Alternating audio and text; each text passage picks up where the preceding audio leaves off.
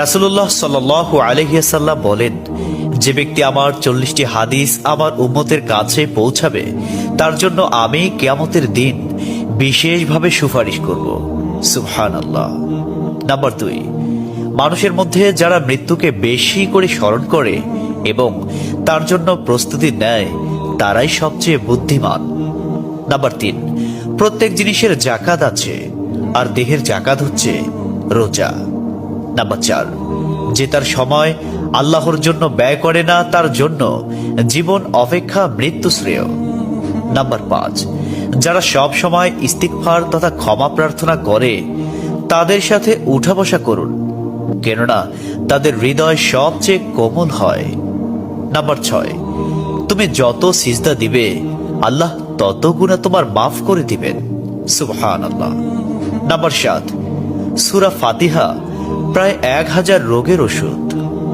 Number 8, হাতের তালুতে জ্বলন্ত আগুনের কয়লা রাখলে যেমন কষ্ট হবে তার চেয়ে বেশি কষ্ট হবে শেষ জামানায় ঈমান রাখতে।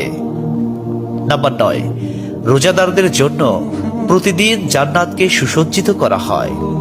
সুবহানাল্লাহ।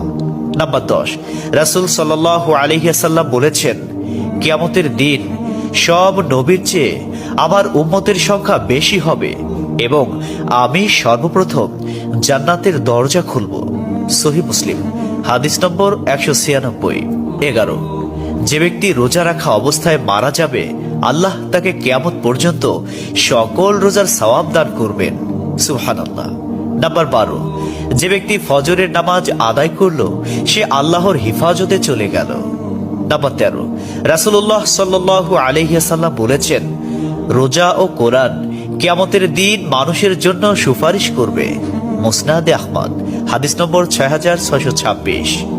14, নবীজি বলেছেন, রোজাদারদের জন্য সবচেয়ে বড় খুশির সংবাদ হলো হাসরের মাঠে আল্লাহ সবার আগে রোজাদারদের সাথে সাক্ষাৎ করবেন। সুবহানাল্লাহি ওয়া বিহামদিহি। 15, যখন রমজান আসে তখন জান্নাতের দরজাসমূহ খুলে দেওয়া হয়। 16, রাসূলুল্লাহ সাল্লাল্লাহু আলাইহি ওয়াসাল্লাম বলেন, যখন কোনো বান্দা আল্লাহর দিকে দুটি হাত উঠায় তখন তিনি তা ব্যর্থ বা শূন্য ভাবে ফিরিয়ে দেন না। তিরমিজি, হাদিস নম্বর 502। 17, হযরত মুহাম্মদ সাল্লাল্লাহু আলাইহি ওয়াসাল্লাম বলেছেন, একটি খেজুরের অর্ধেক হলেও দান করে জাহান্নামের শাস্তি হতে নিজেকে হেফাজত করো।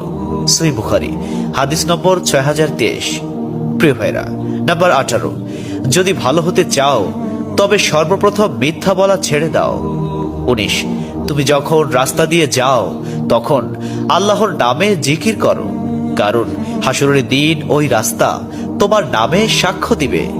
20, তোমরা সব সময় উযু করো, কারণ কিয়ামতের দিন যারা উযুকারী তাদের হাত পা উজ্জ্বল থাকবে। সুবহানাল্লাহি ওয়া বিহামদিহি। 21, যার দুঃখ বেশি তার প্রতি আল্লাহর রহমতও বেশি। 22, যখনই নামাজে দাঁড়াবেন জীবনের শেষ নামাজ মনে করবেন। 23, যে মহিলা গর্ভাবস্থায় 1 খতম কোরআন পাঠ করবে তার গর্ভের ওই সন্তান একজন নেককার বান্দা হিসেবে দুনিয়াতে আগমন করবে। সুবহানাল্লাহ। 24, চুপ থাকার কারণে মানুষের যেই মর্যাদা হাসিল হয় তা 60 বছর নফল ইবাদত হতে উত্তম। সুবহানাল্লাহ। 25, রাসূলুল্লাহ সাল্লাল্লাহু আলাইহি ওয়াসাল্লাম বলেছেন, জান্নাতের সবচেয়ে নিকটবর্তী আমল হলো সময় মতো সালাত আদায় করা। সহিহ মুসলিম, হাদিস নম্বর 260। 26, যে ধোঁকা দেয় সে আমার উম্মতের অন্তর্ভুক্ত নয়। 27, তুমি জানো তুমি সঠিক তবু তর্ক করো না, তর্কে জড়াইও না। 28, হযরত মুহাম্মদ সাল্লাল্লাহু আলাইহি ওয়াসাল্লাম বলেছেন, তোমরা বিপদে পড়ে মৃত্যু কামনা করবে না, বরং বলবে, হে আল্লাহ, যে পর্যন্ত জীবিত থাকা আমার জন্য কল্যাণকর আমাকে ততক্ষণ জীবিত রাখুন, এবং যখন মৃত্যু আমার জন্য কল্যাণকর তখন তুমি আমাকে মৃত্যু দাও। 29, সূরা ইয়াসিনকে কুরআনের হৃদয় বলা হয়। 30, হযরত মুহাম্মদ সাল্লাল্লাহু আলাইহি ওয়াসাল্লাম বলেন, মায়ের একটি কষ্টের নিঃশ্বাস 7টি দোজখের চেয়েও ভয়ঙ্কর, আর একটি সুখের হাসি 8টি বেহেশতের সমান। সুবহানাল্লাহ। 31, যে অন্যের বাবা মাকে গালি দিল সে যেন নিজের বাবা মাকেই গালি দিল। 32 রাসূলুল্লাহ সাল্লাল্লাহু আলাইহি ওয়াসাল্লাম বলেছেন, আমি যা জানি তোমরা যদি তা জানতে পারতে তবে নিশ্চয় খুব কম হাসতে এবং খুব বেশি পরিমাণে কাঁদতে। 30 মানুষ যদি মৃত ব্যক্তির আর্তনাদ দেখত এবং শুনতে পেত তাহলে মানুষ মৃত ব্যক্তির জন্য কান্না না করে নিজের জন্য কাঁদত।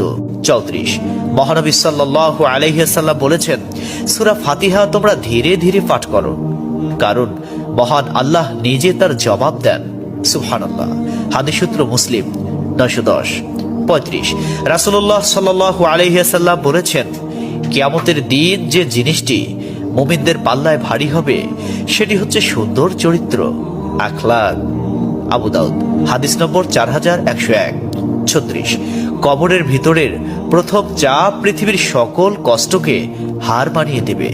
37 হযরত মুহাম্মদ সাল্লাল্লাহু আলাইহি ওয়াসাল্লাম বলেন, যে ব্যক্তির অন্তরে এক সরিষা দানা পরিমাণ অহংকার থাকবে সে জান্নাতে প্রবেশ করতে পারবে না। সহিহ মুসলিম হাদিস নম্বর 91।